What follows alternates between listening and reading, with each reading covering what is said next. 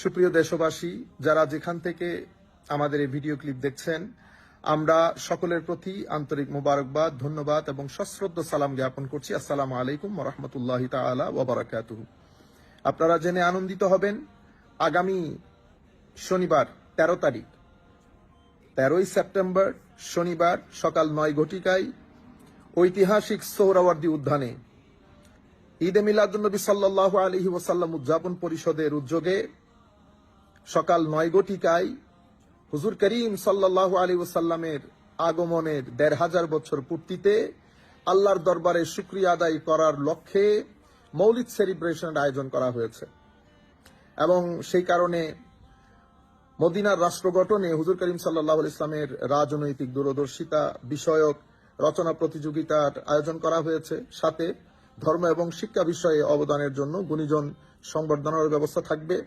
আপনারা যারা যেখান থেকে আমাদেরকে দেখছেন, আমরা আপনাদেরকে বিনয়ের সাথে অনুরোধ করব, আপনারা সবাই সকাল 9 ঘটিকার মধ্যে সোহরাওয়ার্দী উদ্যানে থাকবেন।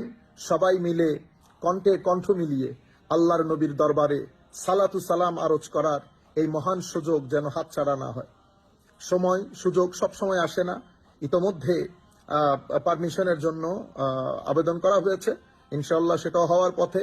কাজেই ঢাকার আশপাশে যারা আছেন, আপনাদেরকে অনুরোধ করব, আসুন সবাই ঢাকা সোহরাওয়ার্দী উদ্যানে আমরা একসাথে বসে হাতে হাত মিলিয়ে কণ্ঠ মিলিয়ে আল্লাহর নবীর দরবারে সালাতু সালাম আরজ করি এবং আমাদের বাংলাদেশের শান্তি শৃঙ্খলা এবং বাংলাদেশের উন্নতির জন্য মহান আল্লাহর দরবারে দোয়া করি।